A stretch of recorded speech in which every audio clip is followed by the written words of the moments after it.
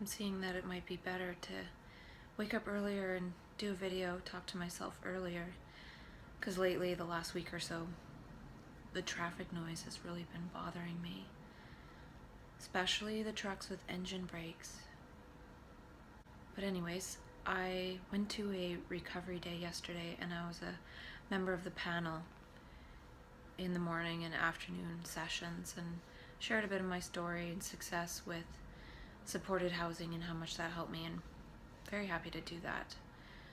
I love speaking about the aspects that are super helpful and that changed my life and saved my life and everything in between. I guess I struggle a little bit with the pathologizing aspect, and also how they talk about recovery in terms of, oh, you can recover now, as opposed to before when people were institutionalized. But at the same time, they're saying, you went to the hospital, we put you on meds, we gave you a diagnosis that stripped away all your hopes and dreams, and the medication suppresses you, and then we put you out in the community and say, but you can recover, instead of receiving it in a totally different way. So it's nice that at least there's a lot of programs to help people move on with their lives, but our humanity is sort of stripped away in the psych ward experience, and then it takes so much effort by programs and systems and human beings to get a person to feel like a human again. Luckily, where I was placed, that happened right away. Everyone made me feel welcome, and I was just having a lot of fun, and I was very lucky that way. And part of it was I never really bought into the diagnosis. I bought into all the things that would help me experience wellness and happiness, and focusing on a diagnosis or symptoms, whether it's true or not, is not going to bring me wellness. It's going to make me feel less hopeful and everything. So I just sort of ignored that part largely. And I remember being at a psychoeducation group that was a weekly group and thinking, this was just a bunch of crap. And I didn't really believe it, but even if it was something believable, it wasn't very positive. Even if it was sort of presented in a positive light. It's like, here, we're going to give you all this jargon that you have to believe in that applies to you, and now recover from that. But never forget that this is what your problem is, and that you have a medical problem. You know, it's not anything, like, it's lovely to say that in order to make a person feel better in a way, because they're not feeling like, oh, I did this or anything.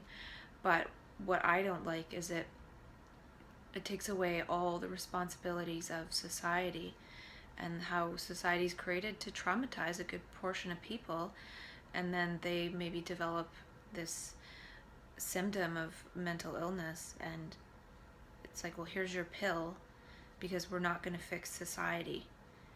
And the weird thing to me too is that if people were never educated away from who they truly are, and like even trained to go into a profession where they're going to help people, we would all be co-creating a completely different world, where we wouldn't have people enslaved to help people that weren't able to be enslaved to help people or make products or whatever it is. It's because we move away from ourselves that we need to create all that hoopla. But I could go on and on about that forever. And that's not something that's likely to change anytime soon.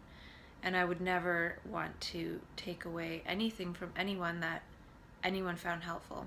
I have found having a diagnosis helpful because it gave me certain help, and I met amazing people along the way, and I wouldn't change that.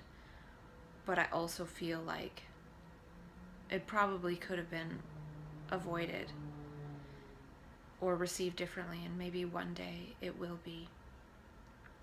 Maybe one day people will be asked, well, what do you think's happening for you? And they'll say, well, this happened and this happened and this happened and all these terrible things happen and now this is where I'm at. And a person won't be like, well, that means you have a mental illness. Just look at all this stuff that happened. And so I've been fortunate because I've had amazing help and support along the way, and it's been from human beings, not from pills and programs. And since I've been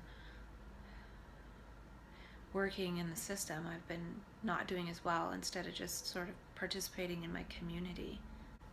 And they had a First Nations elder do a welcoming at the beginning, and his son, and they did an amazing job. And just some of the stuff they shared about their connection to the land and some of the things they teach their children, I was just thinking to myself,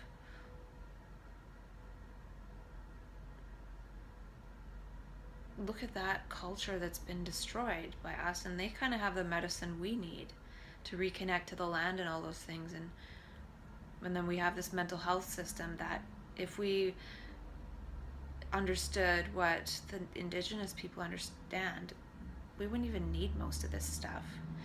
I feel like if I would have been received by a native elder when I was in my crisis 5.5 years ago, they probably would have told me something different. I don't think they would have understood it in terms of psychiatry. And with all this mental health and mental illness promotion, they're just trying to get everybody to see odd behaviors or distress as something that needs to be dealt with by some kind of professional. They talk about their music and their songs and their drums as medicine and as prayer.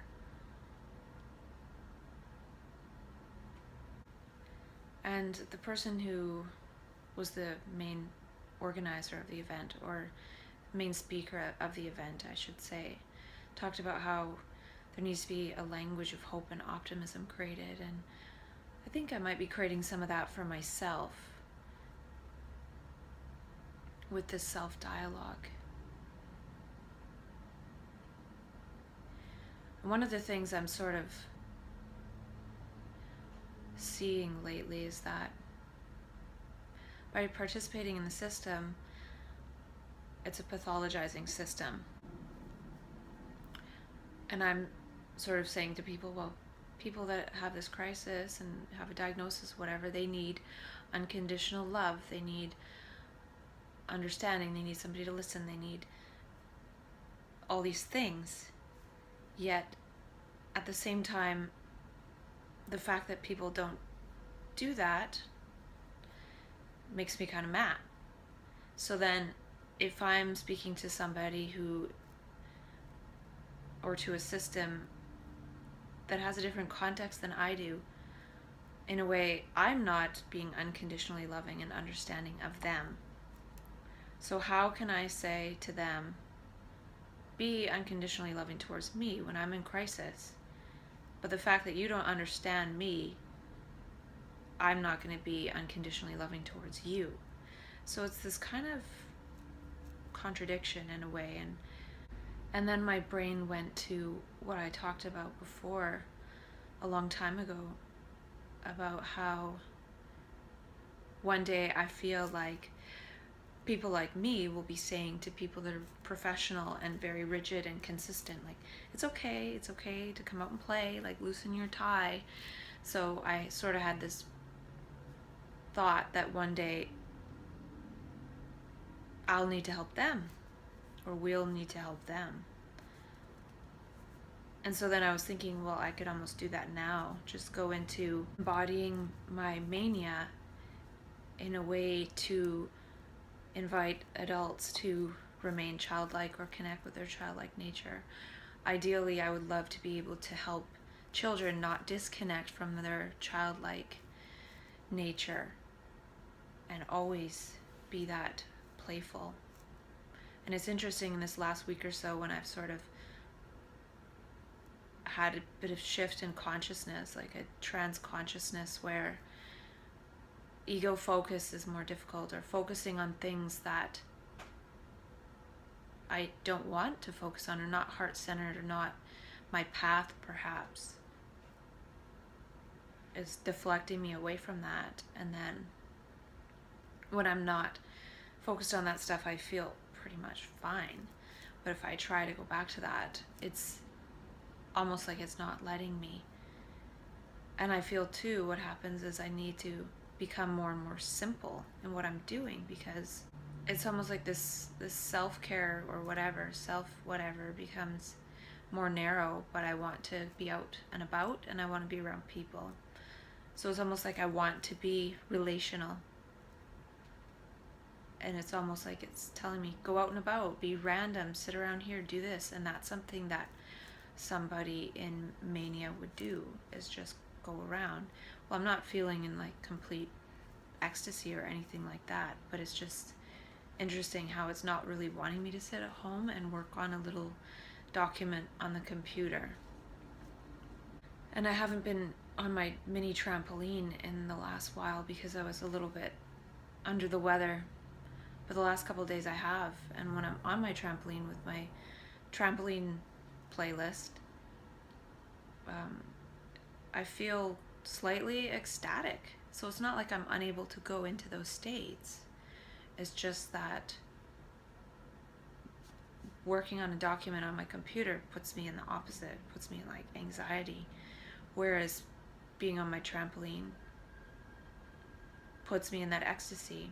And if I think about how manic consciousness is trying to get us to be able to hold ecstasy, if I do things as part of my daily practice, if you want to call it that, that help me be more ecstatic, it's going to create my body in such a way that I can hold more ecstasy. And so I also had this thought that I need to move towards being my artist self. And I had this sense when I was in the psych ward in April, but then I got away from it because I had some recalibrating to do afterwards. But I'm starting to get that sense again. And I haven't been put in the psych ward. So it's perhaps I need to step into being that artist self, that embodied manic self. Or if I do things that are not that, or that are in opposition to that, it's going to create a state in me where I end up moving towards the psych ward. So I kind of have this sense that it's time to move towards my dreams. And not because it's like, okay, it's time on the clock. It's like my body is saying no. Sort of like that Gabor Mate book, When the Body Says No. And I haven't read it, even though I have it. So it seems like my body is saying no. Sort of like if I accidentally touch the stove when it's hot, my body's going to recoil. It's like a reflex, and it seems like I'm having this sort of reflex, but to life, certain things in life, whereas other things are fine. And part of that sensitivity is having that sensitivity and being sensitive to things that are not right for me.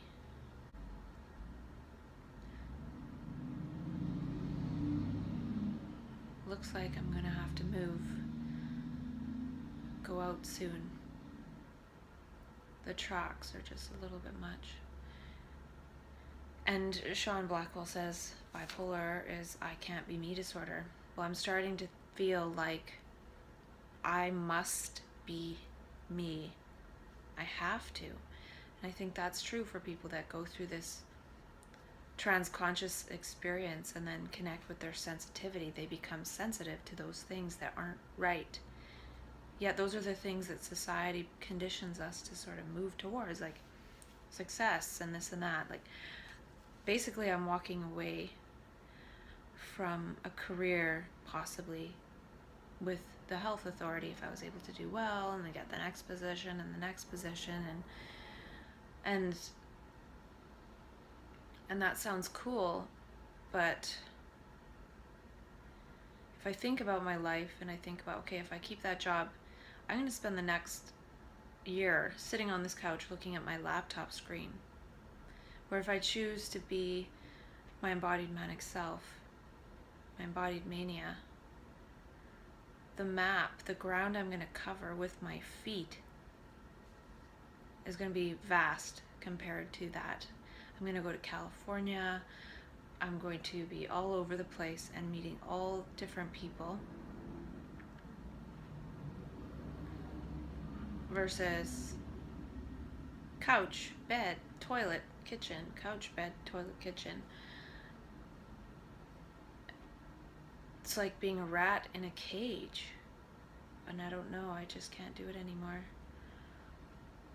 And I don't want to be saying that to myself all the time. I can't do this anymore, because it sort of can be extrapolated to feeling like, oh, I'm talking about ending my life, when really it's about ending that path of my life. And that could be part of what happens when sometimes I get to the point where I think I need to end my life. It's like, no, I need to end that path in my life. And it's interesting how they talk about how one of the things we value most is staying consistent. So sometimes we'll almost like do something that endangers us or ends our life because we're trying to stay consistent. And so it seems like I need to be consistently inconsistent, or when I get to this place of consistency, it'll be interpreted as I need to end my life, when really I need to end this pattern of consistency. Because everything's really symbolic, like words are symbolic, and language can be interpreted in so many different ways. So we can get ourselves into certain situations internally that have nothing to do with the external, but maybe are symbolic or messages. And I've talked about how there are special messages. Well, one wanting to end one's life is a special message as well. It means like, do something else, get out of here, change something. It's like complete desperation, and it feels like complete desperation. And I've been in that state, and that's why I have my Zap strap. And she talked about a lexicon of optimistic language. It would be cool to create a lexicon, like an alternative lexicon, a lexicon for trans consciousness.